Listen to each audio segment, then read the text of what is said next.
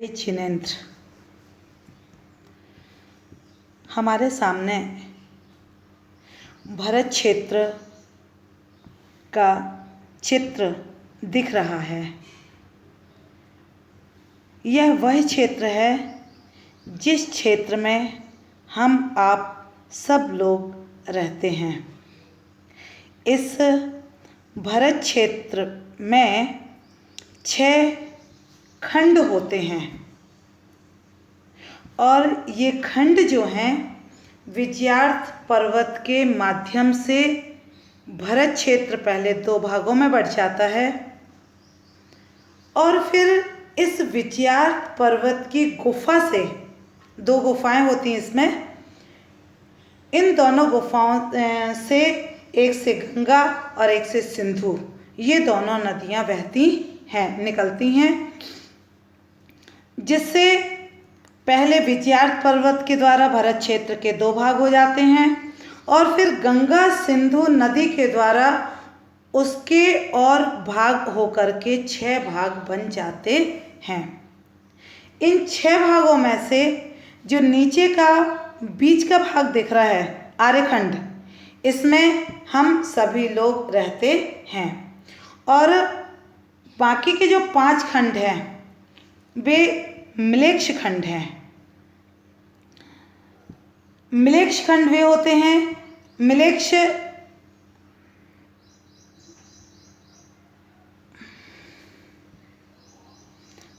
खंडों में मिलेक्ष जीव रहते हैं, आर्य खंडों में आर्य जीव रहते हैं। आगे हम देखते हैं कि ये जो नदियां हैं ये कितनी और कौन कौन सी हैं, कहाँ से ये निकलती हैं। जिस तालाब से ये नदियां निकलती हैं सबसे पहले उन तालाबों के नाम बताते हैं। ये तालाब जो हमने अभी 13वें सूत्र में 13वें आदि सूत्रों में पर्वतों का वर्णन देखा था, हिमवन महाहिमवन आदि, उन पर्वतों के ऊपर ये बड़े बड़े तालाब हैं। उनके नाम कहते हैं पद्म, महापद्म, तिगिंच, केसरी, महापुंडरीक, पुंडरीका, हृदास, तेसा, मुपरी। इन जो 6 पर्वत कहे गए हैं पहले, इनके ऊपर क्रम से पद्म, महापद्म, तिगिंच, केसरी, महापुंडरीक और पुंडरीक ये तालाब हैं। अब इसमें जो पहला तालाब है उसका विस्तार बताते हैं। प्रथमो योजन सहस्रायामस्तदर्ध विस्कंभो हृतः। जो पहला तालाब है वह प्रथमो योजन सहस्राया मतलब 1000 योजन लंबा है और उससे आधा मतलब 500 योजन चौड़ा है। 1000 योजन लंबा और 500 योजन चौड़ा।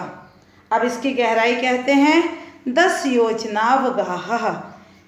अवगाह यानी गहरा, 10 योजन गहरा है। यह तालाब जो है वह 10 योजन गहरा है।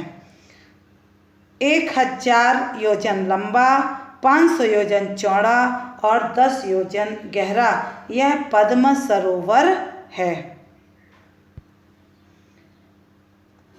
आगे कहते हैं कि ये जो पद्म सरोवर है इसके बीच में क्या है। तन मध्ये योजनम पुष्करम।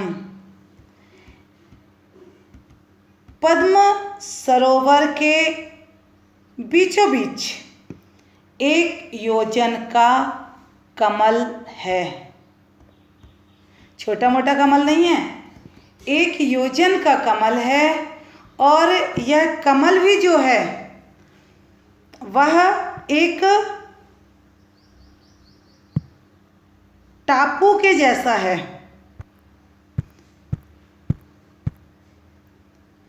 बीचों बीच में जो कमल है वह कैसा है? कमलाकार एक टापू है। मतलब ये पृथ्वी का एक है, वनस्पति का एक वाला कमल नहीं है, और ये मणियों से बिल्कुल सजा हुआ है। और मध्य कमल में जो है देवियां रहती हैं। अब वे देवियां जो हैं वो कौन सी हैं, उनके नाम आगे सूत्र में आ रहे हैं। उसके पहले कह रहे हैं कि ये तो एक तालाब की बात की है, अभी आगे आगे के तालाब का विस्तार और कमल का विस्तार कैसा है। सो कहते हैं तत् द्विगुण द्विगुणा हृदय पुष्कराणि च। आगे आगे के जो तालाब और कमल हैं उनका विस्तार दूना दूना है। और इन कमलों पे जो देवियां रहती हैं उनका नाम कहते हैं तन्निवासिन्यो देव्यः श्री ह्री घृति कीर्ति बुद्धि लक्ष्म्यः पल्योपमस्थित्यः ससा मानिक परिसत्काः। इन कमलों में श्री ह्री धृति कीर्ति बुद्धि और लक्ष्मी ये देवियां सामानिक और परिषद देवों के साथ निवास करती हैं। और इनकी आयु कह रहे हैं एक पल्योपम है। आगे कहते हैं ये कमलों की देवियां जो हैं ये श्री ह्री और घृति देवी स्वधर्म की देवियां हैं, और घृति कीर्ति और कीर्ति बुद्धि और लक्ष्मी ईशान की देवियां हैं। इनकी आयु जो है वह एक पल्योपम होती है और सभी ब्रह्मचारिणी होती हैं। ये देवियां भी कैसी हैं? ब्रह्मचारिणी होती हैं। आगे नदियों के नाम बताते हैं।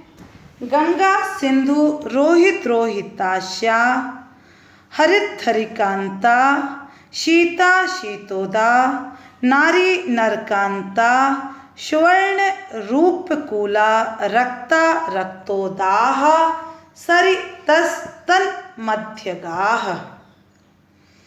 मतलब इन भरत आदि सातों क्षेत्रों में गंगा सिंधु रोहित रोहितास्या हरित हरिकांता सीता सीतोदा नारी नरकांता स्वर्णकूला और रूपकूला रक्ता रक्तोदा नदियाँ बहती हैं। अब ये नदियाँ जो हैं दो दो की जोड़ियों से हैं। एक एक क्षेत्र में 7 क्षेत्र हैं और एक क्षेत्र में दो दो नदियाँ बहती हैं। इस हिसाब से सातों क्षेत्रों में 7 दूनी 14 नदियाँ हैं। अब इन दोनों नदियों में से किस समुद्र की ओर कौन जाती है सो बताते हैं। द्वयोर द्वयोः पूर्वाः पूर्वगाः। 2 नदियों में से पहली जो है वह पूर्व समुद्र को जाती है, और शेषास्त्र परगाः जो शेष बची दूसरी नदी वह पश्चिम समुद्र को जाती है। मतलब एक क्षेत्र में 2 नदियां हैं, जैसे माना भरत क्षेत्र में गंगा और सिंधु बहती है, तो जो गंगा नदी है पहली वह पूर्व समुद्र की ओर जाती है, और सिंधु नदी जो है वह पश्चिम समुद्र को जाती है। अब इन नदियों की परिवार नदियाँ कौन सी हैं, कितनी हैं सो कहते हैं 14 नदी सहस्र परिवृता गंगा सिंध्वा दयो नद्यः। गंगा सिंधु आदि नदियों की 14,000 परिवार नदियाँ हैं। ये नदियों का वर्णन हुआ। अब आगे कहते हैं कि हम अक्सर सुनते हैं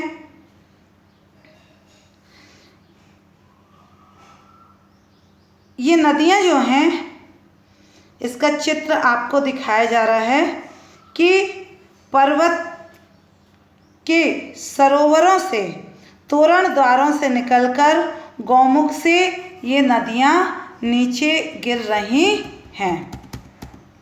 और जहाँ ये नीचे गिरती हैं वहाँ पे क्या है, एक कुंड है, और उस कुंड के बीच में क्या है, पर्वत है। उस कुंड के बीच में है पर्वत, और पर्वत के ऊपर देवी का महल है, और महल के शिखर पर कमलासन सिंहासन पर भगवान की प्रतिमा है, और फिर विजयार्थ की गुफा से निकलकर यह समुद्र में मिल जाती है। इस प्रकार ये नदियों का वर्णन हुआ। अब एक बात आती है, हम सुनते हैं कि मनुष्य लोग जो हैं वो केवल 2.5 द्वीप में रहते हैं। तो ये 2.5 द्वीप कैसे हैं, इसको थोड़ा सा समझ लेते हैं कि 2.5 यानी 2 और आधा। एक तो हुआ पूरा जम्बू द्वीप, दूसरा हुआ घातकी खंड द्वीप, और तीसरा हुआ पुष्करवर आधा। तो 1, 2 और 2.5, एक जम्बू द्वीप, एक घातकी खंड द्वीप और आधा पुष्करवर द्वीप। और ये जम्बू द्वीप जो है 1 लाख योजन का है। लवण समुद्र जो है वह 2-2 लाख योजन का है। घातकी खंड समुद्र जो है, द्वीप जो है वह 4-4 लाख योजन का है। कालोदरी 8-8 का, और पुष्करवर आधा जो है वह भी 8-8 लाख योजन का है। इस प्रकार ये पूरा 2.5 द्वीप 45 लाख योजन का होता है। इस पुष्करार्ध द्वीप जो है, इसके बाहर मतलब पुष्करवर के बीचों बीच एक मानसोत्तर पर्वत होता है। मानसोत्तर पर्वत के बाहर मनुष्य नहीं जा सकते, ना ही उत्पन्न होते, ना ही जाते हैं। मानसोत्तर पर्वत के अंदर ही मनुष्य आदि रहते हैं। इस प्रकार आज इतना, कल अपन आगे फिर देखते हैं। जय जिनेंद्र।